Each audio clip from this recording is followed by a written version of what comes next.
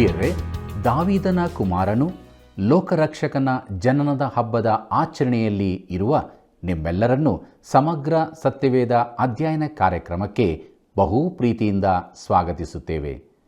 ನಿಜವಾಗಿ ಹೇಳಬೇಕಾದರೆ ವಿಶ್ವಾಸಿಗಳಾದ ನಮ್ಮ ಜೀವಿತವು ಅನೇಕ ಸ್ಥಿತಿಗತಿಗಳಲ್ಲಿ ಕಣ್ಣಿದ್ದು ಕುರುಡರಾದ ಸ್ಥಿತಿಗತಿಯ ಜೀವಿತವಾಗಿರುತ್ತದೆ ಮತ್ತು ಕ್ರಿಯೆಗಳ ಮೂಲಕ ನಂಬಿಕೆಯ ಜೀವಿತದ ಆಶೀರ್ವಾದ ಎಂಬ ಸತ್ಯವನ್ನು ಇಂದು ನಾವು ತಿಳಿದುಕೊಳ್ಳಲಿರುವೆವು. ಆದುದರಿಂದ ಬನ್ನಿರಿ, ಕತ್ತಲೆಯಿಂದ ಬೆಳಕಿಗೆ ನಡೆಸುವ ದೇವರ ವಾಕ್ಯಗಳನ್ನು ಆತ್ಮನ ಸಹಾಯದಿಂದ ಅಧ್ಯಯನ ಮಾಡಿ ದೇವರ ಆಶೀರ್ವಾದವನ್ನು ಹೊಂದಿಕೊಳ್ಳೋಣ. ನೀವು ತಿರುಗಿಕೊಂಡು ಚಿಕ್ಕ ಮಕ್ಕಳಂತೆ ಆಗದೆ ಹೋದರೆ ನೀವು ಪರಲೋಕ ರಾಜ್ಯದಲ್ಲಿ ಸೇರುವುದೇ ಇಲ್ಲವೆಂದು ನಿಮಗೆ ಸತ್ಯವಾಗಿ ಹೇಳುತ್ತೇನೆ ಎಂಬುದಾಗಿ ಹೇಳಿದಂಥ ನಮ್ಮ ರಕ್ಷಕನಾದ ಯೇಸು ಕ್ರಿಸ್ತನ ಅಮೂಲ್ಯವಾದ ಹೆಸರಿನಲ್ಲಿ ನಿಮ್ಮನ್ನು ಮತ್ತೊಂದಾವರ್ತಿ ವಂದಿಸುತ್ತಾ ಇಂದಿನ ಸತ್ಯವೇದ ಅಧ್ಯಯನಕ್ಕೆ ಬಹು ಪ್ರೀತಿಯಿಂದ ಸ್ವಾಗತಿಸುತ್ತೇನೆ. ಇಂದು ನಾವು ಲೂಕನು ಬರೆದ ಸುವಾರ್ತೆ 18ನೇ ಅಧ್ಯಾಯ 35ನೇ ವಚನದಿಂದ 19ನೇ ಅಧ್ಯಾಯದ 1ರಿಂದ 14 ವಚನಗಳನ್ನು ಧ್ಯಾನ ಮಾಡಿಕೊಳ್ಳೋಣ. ಕರ್ತನಲ್ಲಿ ಪ್ರಿಯ ದೇವಜನರೇ, ಯೇಸು ಕ್ರಿಸ್ತನು ಯೆರಿಕೋವನ್ನು ಸಮೀಪಿಸುತ್ತಿದ್ದಂತೆ ಒಬ್ಬ ಕುರುಡನನ್ನು ಸ್ವಸ್ಥ ಮಾಡಿದನು.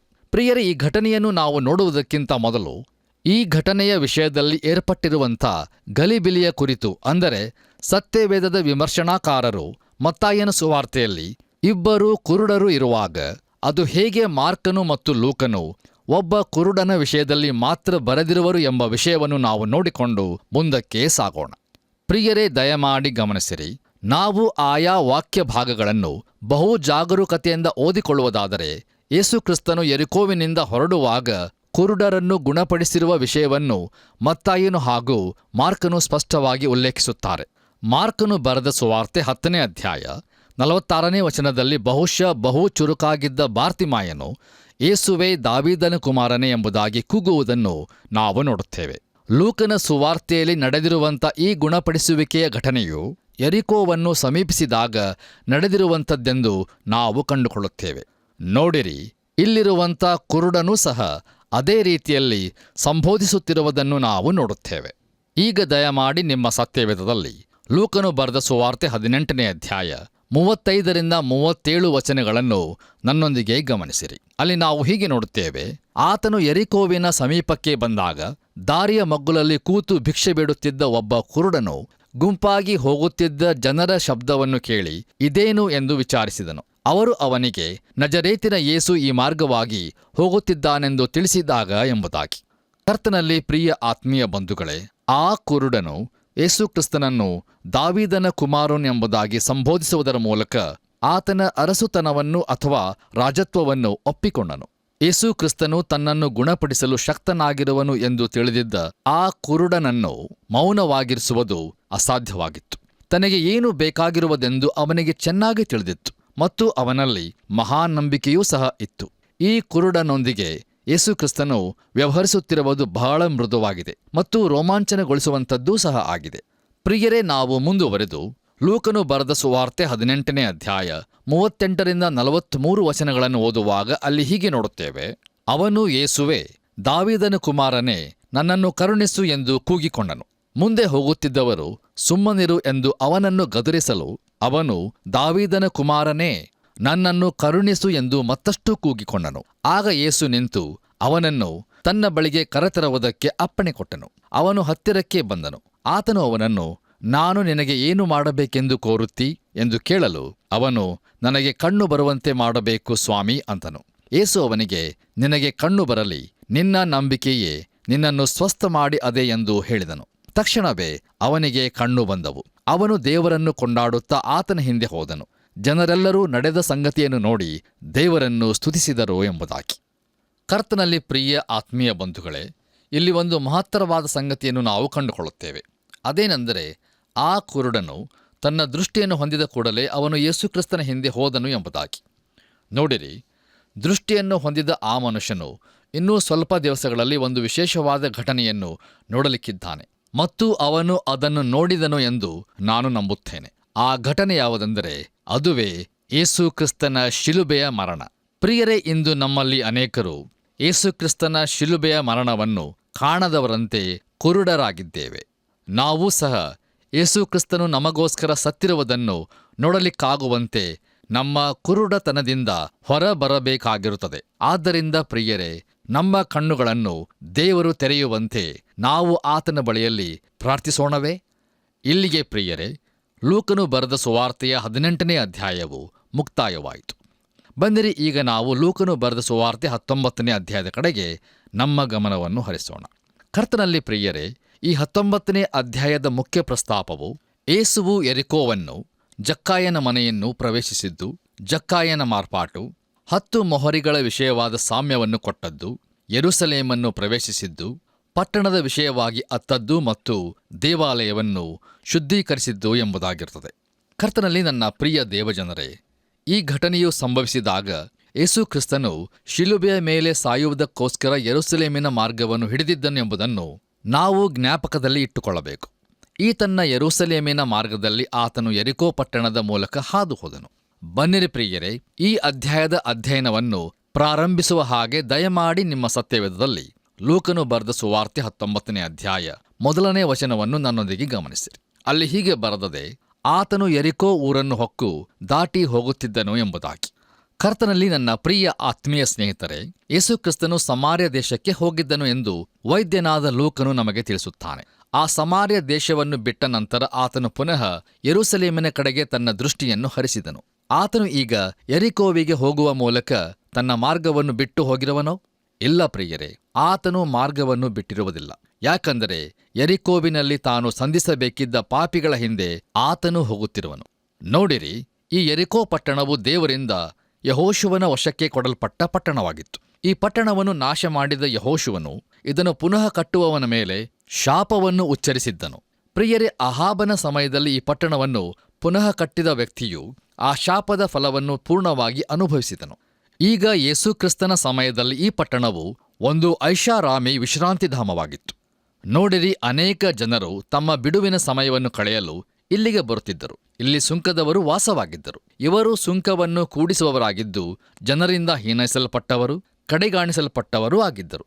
ಕರ್ತನಲ್ಲಿ ಪ್ರಿಯರೇ, ನಮ್ಮ ವಾಕ್ಯ ಭಾಗದಲ್ಲಿ ಯೇಸು ಕ್ರಿಸ್ತನು ಯೆರಿಕೋ ಊರನ್ನು ಹೊಕ್ಕು ದಾಟಿ ಹೋಗುತ್ತಿದ್ದನು ಎಂಬುದಾಗಿ ನೋಡುತ್ತೇವೆ. ಆತನು ಈ ಲೋಕವನ್ನು ಹೊಕ್ಕು ದಾಟಿ ಹೋದನು. ಹೌದು ಪ್ರಿಯರೇ, ಆತನು ಇಲ್ಲಿ ಶಾಶ್ವತವಾಗಿ ಉಳಿಯಲು ಬರಲಿಲ್ಲ. ಲೋಕದ ಪಾಪಕ್ಕೋಸ್ಕರ ಸಾಯುವುದೇ ಆತನ ಮುಖ್ಯ ಉದ್ದೇಶವಾಗಿತ್ತು. ನಾವಾದರೋ ಇಲ್ಲಿ ಕೆಲವು ಕಾಲ ಇರಬೇಕೆಂದು ಬಯಸುತ್ತೇವೆ. ಆದರೆ ಪ್ರಿಯರೇ, ನಮ್ಮ ಕರ್ತನಾದ ಯೇಸು ಕ್ರಿಸ್ತನು ಆ ಉದ್ದೇಶದಿಂದ ಬರಲಿಲ್ಲ. ದಯಮಾಡಿ ಆಲೋಚಿಸಿ ನೋಡಿರಿ. ನಮ್ಮ ಧ್ಯಾನವನ್ನು ಮುಂದುವರೆಸಿ 2ನೇ ವಚನವನ್ನು ಓದುವಾಗ ಅಲ್ಲಿ ಹೀಗೆ ನೋಡುತ್ತೇವೆ. ಅಲ್ಲಿ ಜಕ್ಕಾಯನೆಂಬ ಹೆಸರುಳ್ಳ ಒಬ್ಬ ಮನುಷ್ಯನಿದ್ದನು. ಅವನು ಸುಂಕದ ಗುತ್ತಿಗೆದಾರನು ಮತ್ತು ಐಶ್ವರ್ಯವಂತನು ಎಂಬುದಾಗಿ. ಕರ್ತನಲ್ಲಿ ಪ್ರಿಯ ಸಹೋದರ ಸಹೋದರಿಯರೇ, ಈ ವಾಕ್ಯ ಭಾಗದಲ್ಲಿ ಜಕ್ಕಾಯನ ಕುರಿತಾಗಿ 3 ಸಂಗತಿಗಳನ್ನು ಕೊಡಲಾಗಿದೆ. ನೋಡಿರಿ, ಒಬ್ಬ ವ್ಯಕ್ತಿಯ ಕುರಿತಾಗಿ ಒಂದೇ ವಾಕ್ಯದಲ್ಲಿ ನಮಗೆ ತಿಳಿಸಬೇಕಾದ ಎಲ್ಲಾ ವಿಷಯಗಳನ್ನು ತಿಳಿಸಲು ದೇವರಾತ್ಮನು ಶಕ್ತನಾಗಿದ್ದಾನೆ. ಈ ಮನುಷ್ಯನ ಕುರಿತಾಗಿ ನಾವು ತಿಳಿದುಕೊಳ್ಳುವ ಮೊದಲನೆಯ ವಿಷಯವೇನೆಂದರೆ ಅವನ ಹೆಸರು ಜಕ್ಕಾಯನು ಎಂಬುದಾಗಿ. ಕರ್ತನಲ್ಲಿ ಪ್ರಿಯರೇ, ನಮ್ಮಲ್ಲಿ ಜಕ್ಕಾಯನ ಕಥೆಯನ್ನು ತಿಳಿದವರು ಬಹುಶಃ ಅವನ ಹೆಸರಿನ ಅರ್ಥವನ್ನು ಕೇಳಿದರೆ ನಾವೆಲ್ಲ ನಗಬಹುದು. ಯಾಕಂದರೆ ಜಕ್ಕಾಯನ ಹೆಸರಿನ ಅರ್ಥವು ಶುದ್ಧ ಎಂಬುದಾಗಿರುತ್ತದೆ. ನೋಡಿರಿ, ಒಬ್ಬ ಸುಂಕದ ಗುತ್ತಿಗೆದಾರನು ಶುದ್ಧನಾಗಿರುವನು ಎಂದರೆ ಅದು ಹಾಸ್ಯಾಸ್ಪದವಾಗಿರುತ್ತದಲ್ಲವೇ? ಯೆರಿಕೋ ಪಟ್ಟಣದಲ್ಲಿ ಅವನ ಕೃತ್ಯಗಳಿಗಾಗಿ ಅವನನ್ನು ಹೀನೈಸುತ್ತಿದ್ದವರು ಅವನ ಹೆಸರನ್ನು ಕರೆಯುವಾಗ ಬಹುಶಃ ಅವರು ಹಾಸ್ಯಾಸ್ಪದವಾಗಿಯೇ ಕರೆಯುತ್ತಿದ್ದಿರಬಹುದು. 2ನೇದಾಗಿ, ಅವನು ಸುಂಕದ ಗುತ್ತಿಗೆದಾರನಾಗಿದ್ದನು. ನೋಡಿರಿ, ಅವನನ್ನು ಹೆತ್ತವರು ಅವನು ಒಂದು ದಿವಸ ಸುಂಕದ ಗುತ್ತಿಗೆದಾರನಾಗುವನು ಎಂಬುದಾಗಿ ಎದುರು ನೋಡಿರಲಿಲ್ಲ. ಆದರೆ ಒಂದಾನೊಂದು ದಿನ ಅವನು ತನ್ನನ್ನು ಆ ಕೆಲಸಕ್ಕೆ ಮಾರಿಕೊಂಡನು ಮತ್ತು ಅದರಿಂದಾಗಿ ತನ್ನ ಧರ್ಮವನ್ನು ಬಿಟ್ಟುಕೊಟ್ಟನು ಹಾಗೂ ದೇವಾಲಯಕ್ಕೆ ಸೇರುವ ಪ್ರವೇಶಾಧಿಕಾರವನ್ನು ಸಹ ಕಳಕೊಂಡನು. ಲೂಕನು ಬರೆದ ಸುವಾರ್ತೆ 18ನೇ ಅಧ್ಯಾಯ 13ನೇ ವಚನದಲ್ಲಿ ತನ್ನ ಎದೆಯನ್ನು ಬಡಿದುಕೊಂಡು, ದೇವರೇ, ಪಾಪಿಯಾದ ನನ್ನನ್ನು ಕರುಣಿಸು ಎಂಬುದಾಗಿ ದೂರದಲ್ಲಿ ನಿಂತುಕೊಂಡು ಬೇಡಿಕೊಳ್ಳುತ್ತಿದ್ದ ಸುಂಕದವನು ಇವನೇ ಆಗಿರಬಹುದು ಎಂದು ನಾನು ನೆನೆಸುತ್ತೇನೆ. ಯಾಕಂದರೆ ತಾನು ಪಾಪಿ ಎಂದು ಗ್ರಹಿಸಿಕೊಂಡ ಜಕ್ಕಾಯನಿಗೆ ಕೃಪಾಸನದ ಅವಶ್ಯಕತೆ ಇತ್ತು. ಅವನಿಗೆ ದೇವರ ಬಳಿಗೆ ಹಿಂದಿರುಗಲು ಮನಸ್ಸಿತ್ತು. ಇನ್ನು 3ನೇದಾಗಿ, ಅವನು ಐಶ್ವರ್ಯವಂತನಾಗಿದ್ದನು. ನೋಡಿರಿ, ಅವನು ತನ್ನ ವೃತ್ತಿಯನ್ನು ಅರ್ಧ ಮನಸ್ಸಿನಿಂದ ಮಾಡುತ್ತಿರಲಿಲ್ಲ. ವಿಧವೆಯಾದರೂ ಸರಿ ಬಡವನಾದರೂ ಸರಿ ಅವರಿಂದ ತೆಗೆದುಕೊಳ್ಳಬೇಕಾದ ಸುಂಕವನ್ನು ಖಂಡಿತವಾಗಿಯೂ ತೆಗೆದುಕೊಳ್ಳುತ್ತಿದ್ದನು. ತಾನು ರೋಮ್ ಸಾಮ್ರಾಜ್ಯಕ್ಕೆ ಸಲ್ಲಿಸಬೇಕಾದ ಸುಂಕಕ್ಕಿಂತ ಅಧಿಕವಾದ ಸುಂಕವನ್ನು ಜನರಿಂದ ತೆಗೆದುಕೊಳ್ಳುತ್ತಿದ್ದರಿಂದ ಅವನು ಬಹಳ ಐಶ್ವರ್ಯವಂತನಾಗಿದ್ದನು. ನೋಡಿರಿ, ಇಡೀ ಲೋಕದ ಐಶ್ವರ್ಯವು ಅವನನ್ನು ತೃಪ್ತಿಪಡಿಸಲಾಗುತ್ತಿರಲಿಲ್ಲ. ಅವನು ಇನ್ನೆಂದೂ ಹಿಂದಿರುಗಲಾಗದಿರುವ ಏಕಮುಖ ದಾರಿಯನ್ನು ಹಿಡಿದು ಹೋಗುತ್ತಾ ಕೃಪಾಸನಕ್ಕೆ ಬರುವ ದಾರಿಯನ್ನು ತಿಳಿಯದವನಾಗಿದ್ದನು. ಪ್ರಿಯರೇ, ಈ ಮನುಷ್ಯನಿಗೆ ಸಹಾಯ ಮಾಡುವುದಕ್ಕೋಸ್ಕರ ನಮ್ಮ ರಕ್ಷಕನಾದ ಯೇಸು ಕ್ರಿಸ್ತನು ಯೆರಿಕೋ ಪಟ್ಟಣಕ್ಕೆ ಹೋದನು. ಅವನನ್ನು ಯೆರೂಸಲೇಮಿಗೆ ಅಲ್ಲ, ಆದರೆ ರಕ್ಷಣೆಗಾಗಿ ಶಿಲುಬೆಯ ಬಳಿಗೆ ನಡೆಸಲು ಯೇಸು ಕ್ರಿಸ್ತನು ಬಯಸಿದನು. ಆತನ ನಾಮಕ್ಕೆ ಸ್ತೋತ್ರವಾಗಲಿ. ಬನ್ನಿರಿ ಪ್ರಿಯರೇ, ನಮ್ಮ ಧ್ಯಾನದಲ್ಲಿ ಮುಂದುವರೆದು ಲೂಕನು ಬರೆದ ಸುವಾರ್ತೆ 19ನೇ ಅಧ್ಯಾಯ 3ನೇ ವಚನವನ್ನು ಓದುವಾಗ ಅಲ್ಲಿ ಹೀಗೆ ಬರೆದದೆ, ಅವನು ಯೇಸು ಎಂಥವನೆಂದು ನೋಡಲಪೇಕ್ಷಿಸಿದರು, ತಾನು ಗಿಡ್ಡನಾಗಿದ್ದರಿಂದ ಜನರ ಗುಂಪಿನ ನಿಮಿತ್ತ ನೋಡಲಾರದೆ ಹೋದನು ಎಂಬುದಾಗಿ. ಕರ್ತನಲ್ಲಿ ಪ್ರಿಯರೇ, ಈ ವಾಕ್ಯ ಭಾಗದಲ್ಲಿ ನಾವು ಜಕ್ಕಾಯನ 4ನೇ ಸಂಗತಿಯನ್ನು ನೋಡುತ್ತೇವೆ ಮತ್ತು ಇದು ಅವನ ನಿಜ ಸ್ಥಿತಿಯಾಗಿದೆ. ನೋಡಿರಿ, ಜಕ್ಕಾಯನ ಕುರಿತಾಗಿ ಹಿಂದಿನ ವಾಕ್ಯದಲ್ಲಿ 3 ಸಂಗತಿಗಳನ್ನು ನಾವು ಈಗಾಗಲೇ ನೋಡಿದ್ದೇವೆ. ಆ 3 ಸಂಗತಿಗಳು ಅವನ ನಿಜ ಸ್ಥಿತಿಗೆ ವಿಭಿನ್ನವಾಗಿದ್ದವು. ಮೊದಲನೇದಾಗಿ, ಜಕ್ಕಾಯನು ಎಂಬ ಅವನ ಹೆಸರಿನ ಅರ್ಥವು ಶುದ್ಧ ಎಂಬುದಾಗಿತ್ತು, ಆದರೆ ಅವನು ಶುದ್ಧನಾಗಿರಲಿಲ್ಲ. ಎರಡನೆಯದಾಗಿ, ಯಹೂದ್ಯನಾದಂಥ ಅವನು ತನ್ನ ಧರ್ಮವನ್ನು ತೊರೆದುಬಿಟ್ಟು ಸುಂಕದ ಗುತ್ತಿಗೆದಾರನಾಗಿದ್ದನು. ಇನ್ನು ಮೂರನೆಯದಾಗಿ, ತಾನು ಜನರಿಂದ ಎಷ್ಟು ಸುಂಕವನ್ನು ತೆಗೆದುಕೊಳ್ಳಬೇಕಾಗಿತ್ತೋ ಅಷ್ಟು ತೆಗೆದುಕೊಳ್ಳದೆ ಅದಕ್ಕಿಂತ ಹೆಚ್ಚಿನದನ್ನು ತೆಗೆದುಕೊಳ್ಳುತ್ತಿದ್ದನು. ಹಾಗೆ ತೆಗೆದುಕೊಳ್ಳುವುದರ ಮೂಲಕ ಅವನು ಬಹಳ ಐಶ್ವರ್ಯವಂತನಾಗಿದ್ದನು. ಆದರೆ ಪ್ರಿಯರೇ, ಅವನ ಕುರಿತಾಗಿರುವ 4ನೇ ಸಂಗತಿಗೆ ಅವನಿಂದ ವಿಭಿನ್ನತೆಯನ್ನು ತೋರ್ಪಡಿಸಲು ಆಗಲಿಲ್ಲ. ಅದು ಯಾವುದೆಂದರೆ, ಅವನು ಗಿಡ್ಡನಾಗಿದ್ದನು. ಇದು ಅವನ ನಿಜ ಸ್ಥಿತಿಯಾಗಿತ್ತು ಮತ್ತು ಇದರಿಂದ ಅವನಿಗೆ ತಪ್ಪಿಸಿಕೊಳ್ಳಲು ಆಗಲಿಲ್ಲ. ಮುಂದುವರಿದು ನಾವು 4ನೇ ವಚನವನ್ನು ಓದುವಾಗ ಅಲ್ಲಿ ಹೀಗೆ ನೋಡುತ್ತೇವೆ, ಆದ ಕಾರಣ ಆತನನ್ನು ನೋಡುವುದಕ್ಕಾಗಿ ಮುಂದೆ ಓಡಿಹೋಗಿ ಆತನು ಬರುತ್ತಿರುವ ಮಾರ್ಗದಲ್ಲಿದ್ದ ಆಲದ ಮರವನ್ನು ಹತ್ತಿದನು ಎಂಬುದಾಗಿ. ಕರ್ತನಲ್ಲಿ ಪ್ರಿಯ ಆತ್ಮೀಯ ಬಂಧುಗಳೇ, ಜಕ್ಕಾಯನು ಗಿಡ್ಡನಾಗಿದ್ದನು ಎಂಬುದಾಗಿ ನಾವು ತಿಳಿದುಕೊಂಡಿದ್ದೇವೆ. ನೋಡಿರಿ, ಅವನು ಒಂದು ವೇಳೆ ಜನರಿಂದ ಗೌರವಿಸಲ್ಪಟ್ಟವನಾಗಿದ್ದರೆ ಖಂಡಿತವಾಗಿಯೂ ಯೇಸು ಕ್ರಿಸ್ತನನ್ನು ನೋಡಲು ಬಯಸಿದ ಅವನಿಗೆ ಜನರೇ ದಾರಿಯನ್ನು ಮಾಡಿಕೊಡುತ್ತಿದ್ದರು. ಆದರೆ ಪ್ರಿಯರೇ, ಅವನು ಜನರಿಂದ ಹೀನೈಸಲ್ಪಟ್ಟವನಾಗಿದ್ದನು. ಈಗ ಗಿಡ್ಡನಾದಂಥ ಹಾಗೂ ಜನರಿಂದ ಹೀನೈಸಲ್ಪಟ್ಟಂಥ ಅವನು ಬೇರೆ ಯಾವ ಮಾರ್ಗವನ್ನು ಕಾಣದೆ ಯೇಸು ಕ್ರಿಸ್ತನು ಹಾದು ಹೋಗುತ್ತಿದ್ದ ದಾರಿಯಲ್ಲಿದ್ದ ಆಲದ ಮರವನ್ನು ಏರಿದನು. ಆ ಮರವನ್ನು ಏರಲು ಬಹುಶಃ ಅವನಿಗೆ ಬಹಳ ಕಷ್ಟವಾಗಿರಬಹುದೆಂದು ನಾನು ನೆನೆಸುತ್ತೇನೆ. ಆದರೂ ಅವನು ಪ್ರಯಾಸಪಟ್ಟು ಮರವನ್ನು ಏರಿದನು. ನೋಡಿರಿ, ಆಲದ ಮರವು ವಿಶಾಲವಾಗಿ ಹರಡಿರುವ ಮರವಾಗಿರುತ್ತದೆ ಮತ್ತು ಈ ಮರವು ಎಲೆಗಳಿಂದ ತುಂಬಿಕೊಂಡಿರುತ್ತದೆ. ಇಂಥ ಮರದಲ್ಲಿ ತಾನು ಏರಿ ಕೂತುಕೊಂಡರೆ ಯಾರೂ ಅವನನ್ನು ಗಮನಿಸಲಿಕ್ಕಿಲ್ಲ, ಆದರೆ ತಾನು ಮಾತ್ರ ಯೇಸು ಕ್ರಿಸ್ತನನ್ನು ನೋಡಬಹುದೆಂದು ಅವನು ಅಂದುಕೊಂಡಿರಬಹುದು. ಹಾಗೆಯೇ ತಾನು ಬಯಸಿದಂತೆ ಈಗ ಯೇಸು ಕ್ರಿಸ್ತನು ಆ ಮರದ ಕೆಳಗೆ ಹಾದು ಹೋಗುತ್ತಾ ಇರುವುದನ್ನು ಅವನು ನೋಡುತ್ತಾ ಇದ್ದಾನೆ. ಮುಂದುವರಿದು ನಾವು ಲೂಕನು ಬರೆದ ಸುವಾರ್ತೆ 19ನೇ ಅಧ್ಯಾಯ 5ನೇ ವಚನವನ್ನು ಓದುವಾಗ ಅಲ್ಲಿ ಹೀಗೆ ನೋಡುತ್ತೇವೆ, ಯೇಸು ಅಲ್ಲಿಗೆ ಬಂದು ಮೇಲಕ್ಕೆ ನೋಡಿ, ಜಕ್ಕಾಯನೇ, ತಟ್ಟನೆ ಇಳಿದು ಬಾ, ನಾನು ಈ ಹೊತ್ತು ನಿನ್ನ ಮನೆಯಲ್ಲಿ ಇಳುಕೊಳ್ಳಬೇಕು ಎಂದು ಅವನಿಗೆ ಹೇಳಲು ಎಂಬುದಾಗಿ. ಕರ್ತನಲ್ಲಿ ನನ್ನ ಪ್ರಿಯ ಸಹೋದರ ಸಹೋದರಿಯರೇ, ಆಲದ ಮರವನ್ನು ಏರಿ ಅಲ್ಲಿ ಎಲೆಗಳ ಮಧ್ಯದಲ್ಲಿ ಕೂತುಕೊಳ್ಳುವುದರ ಮೂಲಕ ತನ್ನನ್ನು ಯಾರೂ ನೋಡಲಿಕ್ಕಿಲ್ಲ ಎನ್ನುವ ಜಕ್ಕಾಯನ ಲೆಕ್ಕಾಚಾರವು ತಪ್ಪಾಗಿತ್ತು. ಯಾಕಂದರೆ ಎಲ್ಲರ ಹೃದಯಗಳನ್ನು ಅರಿತಿರುವಂಥ ಯೇಸು ಕ್ರಿಸ್ತನಿಗೆ ಜಕ್ಕಾಯನ ಇರುವಿಕೆಯ ಬಗ್ಗೆ ಚೆನ್ನಾಗಿ ತಿಳಿದಿತ್ತು. ನೋಡಿರಿ, ಆತನು ಜಕ್ಕಾಯನನ್ನು ಕರೆಯುವಾಗ ಬಹುಶಃ ಮುಗುಳ್ನಗುತ್ತಾ ಅವನನ್ನು ಕರೆದಿರಬಹುದು. ಯಾಕಂದರೆ ಆ ಮರದ ತೊಗಟೆ ಅಥವಾ ಚರ್ಮವು ಬಹಳ ಮೃದುವಾಗಿಯೂ ಹಾಗೂ ನೆಲದಿಂದ ಆ ಮರದ ಮೊದಲ ರೆಂಬೆಗೆ ಇರುವ ಅಂತರವು ಬಹುದೂರವಾಗಿ ಇರುವುದರಿಂದ ಅದನ್ನು ಹತ್ತುವುದು ಅಷ್ಟು ಸುಲಭವಾಗಿರಲಿಲ್ಲ. ಆದರೆ ಈ ಮನುಷ್ಯನಾದರೋ ತನ್ನನ್ನು ಹುಡುಕಿಕೊಂಡು ಬಂದಂಥ ಯೇಸು ಕ್ರಿಸ್ತನನ್ನು ನೋಡಲು ಬಹು ಕಷ್ಟಪಟ್ಟು ಆ ಮರವನ್ನು ಹತ್ತಿರುವನು. ಆದ್ದರಿಂದ ಯೇಸು ಕ್ರಿಸ್ತನು ಆ ಮರದ ಬಳಿಗೆ ಬಂದು, ಜಕ್ಕಾಯನೇ, ನಿನ್ನನ್ನೇ ಹುಡುಕಿಕೊಂಡು ನಾನು ಬಂದಿರುವಾಗ ನೀನಾದರೋ ಎಷ್ಟು ಕಷ್ಟಪಟ್ಟು ಈ ಮರವನ್ನು ಹತ್ತಿ ನನ್ನನ್ನು ನೋಡಲು ಬಯಸಿರುವಿ ಎಂಬ ಅರ್ಥದೊಂದಿಗೆ ಮುಗುಳ್ನಕ್ಕಿರಬಹುದು. ಆಮೇಲೆ ಯೇಸು ಕ್ರಿಸ್ತನು ಅವನಿಗೆ ತಟ್ಟನೆ ಇಳಿದು ಬಾ ಎಂಬುದಾಗಿ ಹೇಳಿದಾಗ ಕಷ್ಟಪಟ್ಟು ಹೆಚ್ಚು ಸಮಯವನ್ನು ತೆಗೆದುಕೊಂಡು ಮರವನ್ನು ಹತ್ತಿದ ಜಕ್ಕಾಯನು ಕೆಲವೇ ಕ್ಷಣಗಳಲ್ಲಿ ಕೆಳಗೆ ಇಳಿದು ಬಂದನು. ಪ್ರಿಯರೇ, ದಯಮಾಡಿ ಗಮನಿಸಿರಿ, ಯೇಸು ಕ್ರಿಸ್ತನು ಆ ಪಟ್ಟಣದ ಪ್ರಮುಖನ ಮನೆಯಲ್ಲಿ ಇಳುಕೊಳ್ಳಲು ಮನಸ್ಸು ಮಾಡದೆ ಜನರಿಂದ ಹೀನೈಸಲ್ಪಟ್ಟಂಥ ಜಕ್ಕಾಯನ ಮನೆಯಲ್ಲಿ ಇಳುಕೊಳ್ಳಲು ಬಯಸಿದನು. ನಮ್ಮ ಧ್ಯಾನದಲ್ಲಿ ಮುಂದುವರೆದು ನಾವು ಲೂಕನು ಬರೆದ ಸುವಾರ್ತೆ 19ನೇ ಅಧ್ಯಾಯ 6 ಮತ್ತು 7ನೇ ವಚನಗಳನ್ನು ಓದುವಾಗ ಅಲ್ಲಿ ಹೀಗೆ ನೋಡುತ್ತೇವೆ. ಅವನು ತಟ್ಟನೆ ಇಳಿದು ಬಂದು ಆತನನ್ನು ಸಂತೋಷದಿಂದ ಸೇರಿಸಿಕೊಂಡನು. ಇದನ್ನು ನೋಡಿದವರೆಲ್ಲರೂ ಈತನು ಪಾಪಿಯಾಗಿರುವವನ ಬಳಿಯಲ್ಲಿ ಇಳುಕೊಳ್ಳುವುದಕ್ಕೆ ಹೋಗಿದ್ದಾನೆ ಎಂದು ಗುಣುಗುಟ್ಟಿದರು ಎಂಬುದಾಗಿ. ಕರ್ತನಲ್ಲಿ ಪ್ರಿಯ ಆತ್ಮೀಯ ಸ್ನೇಹಿತರೆ, ಈಗ ಜಕ್ಕಾಯನು ಉಲ್ಲಾಸ ಪಡುತ್ತಿರುವನು. ಅವನಿಗೆ ಇದೊಂದು ಉತ್ಸಾಹದ ಸಮಯವಾಗಿರುತ್ತದೆ. ಆದರೆ ಇದನ್ನು ನೋಡಿದವರೆಲ್ಲರೂ ಈತನು ಪಾಪಿಯಾಗಿರುವವನ ಬಳಿಯಲ್ಲಿ ಇಳುಕೊಳ್ಳುತ್ತಾನೆ ಎಂದು ಗುಣುಗುಟ್ಟಿದರು ಎಂಬುದಾಗಿ ಸತ್ಯವೇದವು ನಮಗೆ ತಿಳಿಸುತ್ತದೆ. ಪ್ರಿಯರೇ, ದಯಮಾಡಿ ಗಮನವಿಟ್ಟು ಆಲಿಸಿರಿ. ನೋಡಿರಿ, 7 ಮತ್ತು 8ನೇ ವಚನಗಳ ನಡುವೆ ಸ್ವಲ್ಪ ಸಮಯದ ಅಂತರ ಇದೆ ಎಂದು ನನಗೆ ಅನಿಸುತ್ತದೆ. ಯಾಕಂದರೆ ಈ ಅಂತರದಲ್ಲಿ ಯೇಸು ಕ್ರಿಸ್ತನು ಜಕ್ಕಾಯನೊಂದಿಗೆ ಅವನ ಮನೆಯಲ್ಲಿ ಊಟವನ್ನು ಮಾಡುತ್ತಿರುವಾಗ ಅವನಿಗೆ ದೇವರ ರಾಜ್ಯದ ಕುರಿತು ಇನ್ನಷ್ಟು ಹೇಳಿರಬಹುದು. ಅಷ್ಟೇ ಅಲ್ಲದೆ ಈ ಸಮಯದ ಅಂತರದಲ್ಲಿ ಯೇಸು ಕ್ರಿಸ್ತನು ಜಕ್ಕಾಯನನ್ನು ರಕ್ಷಣೆಯ ಅನುಭವಕ್ಕೆ ನಡೆಸಿರಬಹುದು. ಅಲ್ಲಿ ಏನು ನಡೆದಿರುವುದು ಎಂಬುದರ ಬಗ್ಗೆ ನಮಗೆ ಹೆಚ್ಚಿನ ವಿವರಣೆ ಕೊಡಲ್ಪಟ್ಟಿರುವುದಿಲ್ಲ.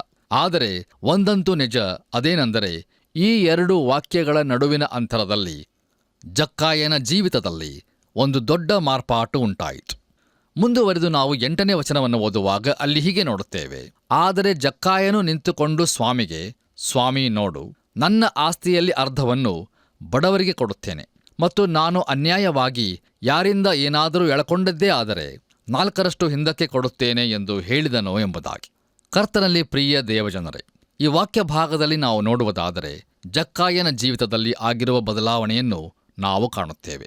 ತಾನು ಬಡವರನ್ನು ದೋಚುತ್ತಿದ್ದನು ಎಂಬುದಾಗಿ ಅವನು ಒಪ್ಪಿಕೊಳ್ಳುತ್ತಿರುವನು, ಮತ್ತು ತನ್ನ ಆಸ್ತಿಯಲ್ಲಿ ಅರ್ಧವನ್ನು ಬಡವರಿಗೆ ಕೊಡುವುದಾಗಿಯೂ ಮತ್ತು ಯಾರಿಂದಾದರೂ ಅನ್ಯಾಯವಾಗಿ ತೆಗೆದುಕೊಂಡಿದ್ದರೆ ಅವರಿಗೆ 4ರಷ್ಟು ಹಿಂದಕ್ಕೆ ಕೊಡುವುದಾಗಿ ಪ್ರಮಾಣ ಮಾಡಿದನು.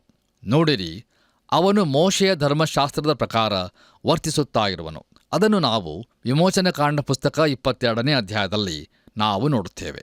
ಹೌದು ಪ್ರಿಯರೇ, ಖಂಡಿತವಾಗಿಯೂ ಜಕ್ಕಾಯನ ಆಂತರ್ಯದಲ್ಲಿ ಏನೋ ನಡೆದಿತ್ತು, ಮತ್ತು ಈಗ ಅವನು ಹೊಸ ವ್ಯಕ್ತಿಯಾಗಿರುವನು.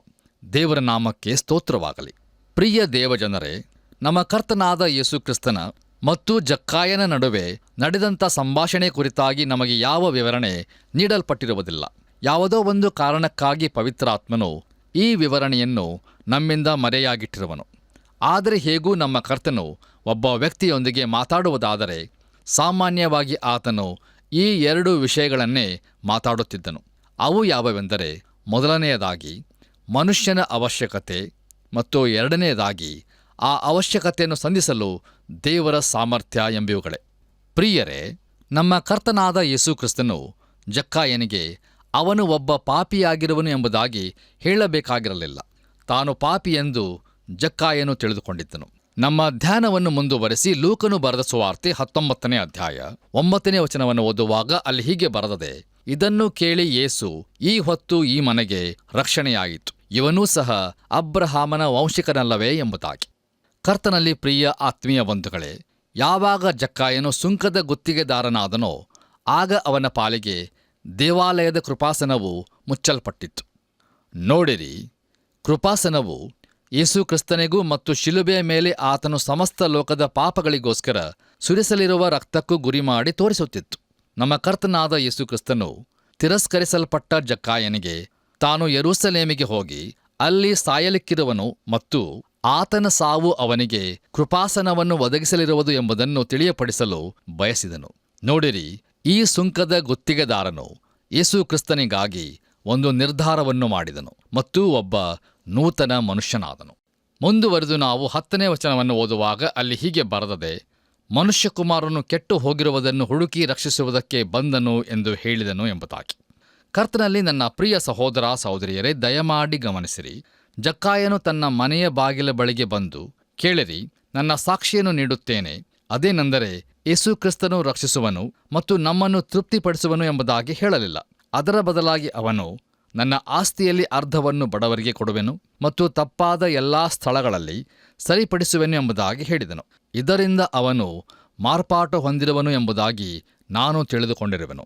ಪ್ರಿಯರೇ, ಈ ರೀತಿಯಲ್ಲಿ ಮಾತ್ರ ಲೋಕದವರು ನಮ್ಮ ಜೀವಿತದಲ್ಲಾಗಿರುವ ಮಾರ್ಪಾಟನ್ನು ಕಂಡುಕೊಳ್ಳುತ್ತಾರೆ. ಅವರು ನಮ್ಮ ಸಾಕ್ಷಿಯ ಮೂಲಕ ಯಾವುದನ್ನು ತಿಳಿದುಕೊಳ್ಳುವುದಿಲ್ಲ, ಆದರೆ ಅವರು ಕೇವಲ ನಮ್ಮ ಜೀವಿತವನ್ನು ನೋಡುವುದರ ಮೂಲಕ ಅದನ್ನು ತಿಳಿದುಕೊಳ್ಳುವರು. ಪ್ರಿಯರೇ, ಜಕ್ಕಾಯನ ಅನುಭವವು ಯಾಕೋಬನು ತನ್ನ ಪತ್ರಿಕೆಯ 2ನೇ ಅಧ್ಯಾಯ 18ನೇ ವಚನದಲ್ಲಿ, ಹೀಗಲ್ಲವಾದರೆ ಒಬ್ಬ ಮನುಷ್ಯನು, ನಿನಗೆ ನಂಬಿಕೆಯುಂಟು, ನನಗೆ ಕ್ರಿಯೆಗಳುಂಟು, ನಾನು ನನ್ನ ಕ್ರಿಯೆಗಳ ಮುಖಾಂತರ ನನ್ನ ನಂಬಿಕೆಯನ್ನು ನಿನಗೆ ತೋರಿಸುತ್ತೇನೆ, ನೀನು ಕ್ರಿಯೆಗಳಿಲ್ಲದ ನಿನ್ನ ನಂಬಿಕೆಯನ್ನು ನನಗೆ ತೋರಿಸು ನೋಡೋಣ ಎಂದು ಹೇಳುವವನಲ್ಲವೇ ಎಂಬುದಾಗಿ ಹೇಳಿರುವುದರ ಉತ್ತಮ ಉದಾಹರಣೆಯಾಗಿರುವುದು. ಜಕ್ಕಾಯನು ತನ್ನ ನಂಬಿಕೆಯನ್ನು ಕ್ರಿಯೆಯಲ್ಲಿ ತೋರಿಸಿದನು. ಅವನು ತನ್ನ ನಂಬಿಕೆಯ ಕುರಿತು ಮಾತಾಡದೆ ಅದನ್ನು ಪ್ರದರ್ಶಿಸಿದನು. ಪ್ರಿಯರೇ, ಇಂದು ಲೋಕವು ಯಾವುದೋ ಒಂದನ್ನು ಕೇಳಿಸಿಕೊಳ್ಳುತ್ತಾ ಇಲ್ಲ, ಅದು ಯಾವುದೋ ಒಂದನ್ನು ನೋಡುತ್ತಾ ಇದೆ. ಲೋಕವು ಯಾವುದನ್ನು ನೋಡಲು ಅಪೇಕ್ಷಿಸುತ್ತಾ ಇದೆಯೋ ಅದನ್ನೇ ಜಕ್ಕಾಯನು ಹೊಂದಿದ್ದನು. ಯೇಸು ಜಕ್ಕಾಯನೊಂದಿಗೆ ಭೋಜನವನ್ನು ಮಾಡಿದನು ಮತ್ತು ಅದು ಅವನ ಜೀವಿತವನ್ನೇ ಮಾರ್ಪಾಟುಪಡಿಸಿತು. ಕರ್ತನಲ್ಲಿ ಪ್ರಿಯ ಆತ್ಮೀಯ ಬಂಧುಗಳೇ, ಇಂದು ಯೇಸು ನಾವಿರುವಂಥ ಸ್ಥಳಗಳನ್ನು ಪ್ರವೇಶಿಸಿ ಅವುಗಳನ್ನು ದಾಟಿಕೊಂಡು ಹೋಗುತ್ತಿರುವನು ಮತ್ತು ಆತನನ್ನು ಇನ್ನೂ ಯಾರು ಅರಿತಿರುವುದಿಲ್ಲವೋ ಅವರೊಂದಿಗೆ ಭೋಜನವನ್ನು ಮಾಡಲು ಬಯಸುತ್ತಾ ಇರುವನು. ನೋಡಿರಿ, ನಮ್ಮ ಆತ್ಮಗಳಿಗೆ ಅವಶ್ಯವಾಗಿರುವ ರಕ್ಷಣೆ ಕುರಿತಾಗಿ ಆತನು ಮಾತನಾಡಲು ಬಯಸುತ್ತಿರುವನು. ಹಾಗಾದರೆ ಪ್ರಿಯರೇ, ಆತನು ನಮ್ಮ ಮನೆಗಳಲ್ಲಿ ಹಾದು ಹೋಗಿರುವನೋ? ಆತನು ನಮ್ಮ ಹೃದಯದ ಬಾಗಿಲನ್ನು ತಟ್ಟಿರುವನೋ? ನಾವು ಆತನನ್ನು ಒಳಗೆ ಸೇರಿಸಿಕೊಂಡಿರುವೆವೋ? ದಯಮಾಡಿ ನಮ್ಮನ್ನು ನಾವು ಈ ಸಮಯದಲ್ಲಿ ಪರೀಕ್ಷಿಸಿಕೊಳ್ಳೋಣ. ಬನ್ನಿರಿ ಪ್ರಿಯರೇ, ನಮ್ಮ ಧ್ಯಾನವನ್ನು ಮುಂದುವರೆಸಿ ಲೂಕನು ಬರೆದ ಸುವಾರ್ತೆ 19ನೇ ಅಧ್ಯಾಯ 11ನೇ ವಚನವನ್ನು ಓದುವಾಗ ಅಲ್ಲಿ ಹೀಗೆ ನೋಡುತ್ತೇವೆ.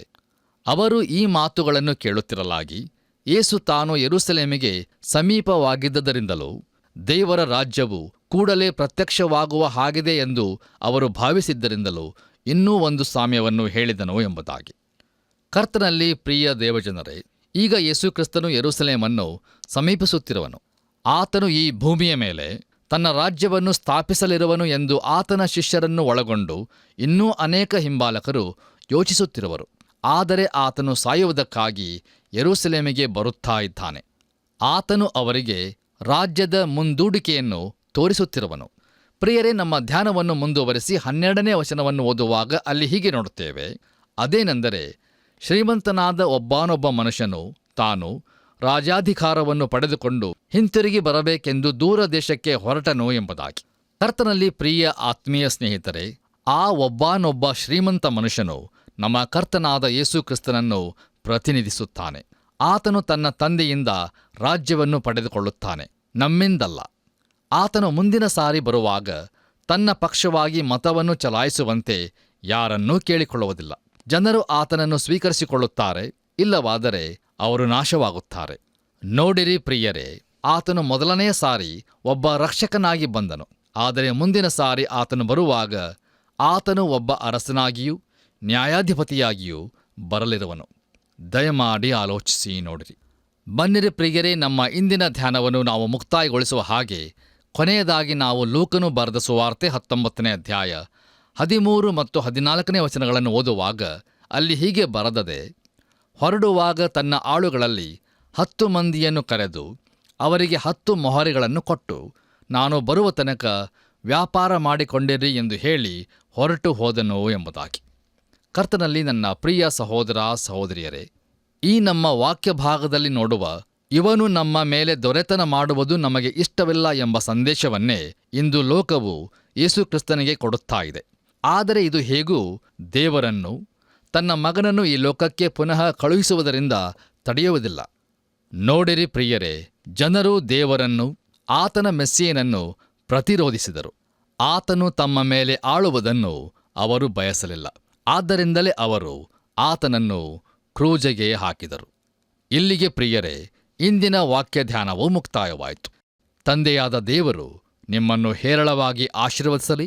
ನಮ್ಮ ಕರ್ತನಾದ ಯೇಸು ಕ್ರಿಸ್ತನ ಕೃಪೆಯು ಸದಾ ನಿಮ್ಮೊಂದಿಗೆ. ಆತ್ಮೀಯ ಸ್ನೇಹಿತರೆ, ದೇವರ ವಾಕ್ಯವು ಆತ್ಮದಲ್ಲಿ ಕುರುಡಾಗಿ ಹುಟ್ಟಿದ ನಮ್ಮ ಜೀವಿತವು ಯೇಸು ಕ್ರಿಸ್ತನ ಮೂಲಕ ಬೆಳಕನ್ನು ಹೊಂದಿಕೊಳ್ಳುತ್ತದೆ. ಯೆರಿಕೋ ಊರಿನಲ್ಲಿ ಜಕ್ಕಾಯನ ಜೀವಿತದಲ್ಲಿ ಆದ ಮಾರ್ಪಾಟು ನಿಜವಾದ ಮಾನಸಾಂತರವಾಗಿರುತ್ತದೆ ಎಂಬುದನ್ನು ತಿಳಿಸಿದೆ.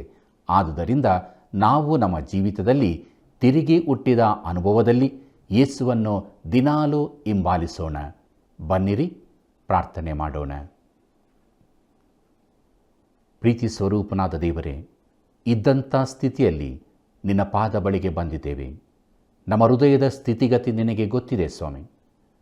ನಮ್ಮಲ್ಲಿ ಇನ್ನೂ ನೀನು ಮೆಚ್ಚದೇ ಇರುವಂಥ ಸ್ವಭಾವಗಳು ಇರುವುದಾದರೆ ಈ ಕೃಪಾಗಳಿಗೆಯಲ್ಲಿ ನಮ್ಮನ್ನು ಕರುಣಿಸಿ ಶುದ್ಧೀಕರಿಸು. ನಿಜವಾದ ಮಾನಸಾಂತರ ಹೊಂದಿದ ತಿರುಗಿ ಹುಟ್ಟಿದ ಅನುಭವದಲ್ಲಿ ನಿನ್ನನ್ನೇ ದೃಷ್ಟಿಸುತ್ತಾ ಪ್ರಕಾಶಮಾನವಾಗಿ ಜೀವಿಸುವುದಕ್ಕೆ ಸಹಾಯ ಮಾಡು. ಯಾರ್ಯಾರು ಇನ್ನೂ ನಿನ್ನ ಬಳಿಗೆ ಬರಲಿಲ್ಲವೋ ಅವರನ್ನು ನೀನು ಎಳೆದು ತರಬೇಕಾಗಿ ಬೇಡುವರಾಗಿದ್ದೇವೆ. ನಿನ್ನ ವಾಕ್ಯದ ಮೂಲಕ ಕಾರ್ಯ ಮಾಡು ಸ್ವಾಮಿ. ರಕ್ಷಣೆಯ ಸಂತೋಷಕ್ಕೆ ಅವರ ನಡೆಸಬೇಕಾಗಿ ಯೇಸುವಿನ ನಾಮದಲ್ಲಿ ಬೇಡಿದ್ದೇವೆ ತಂದೆಯೇ, ಆಮೆನ್. ಪ್ರಿಯರೇ, ಸತ್ಯವೇದ ಅಧ್ಯಯನವು ಆಧಾರಹೀನ ಪಾಪಿಗಳಾದ ನಮಗೆ ಕಟಾಕ್ಷ ಕೊಟ್ಟಿದ್ದರಿಂದ ಇತರರನ್ನು ಕೂಡ ಕ್ರಿಸ್ತನ ಬಳಿಗೆ ಕರೆತರುವ ಜವಾಬ್ದಾರಿ ನಮ್ಮದಲ್ಲವೇ? ಹಾಗಾದರೆ ಹಿಂದೆ ಮಿಸ್ ಕಾಲ್ ಕೊಡುವುದರ ಮೂಲಕ ಈ ಸೇವೆಯಲ್ಲಿ ಕೈಜೋಡಿಸಿರಿ. ವಂದನೆಗಳು.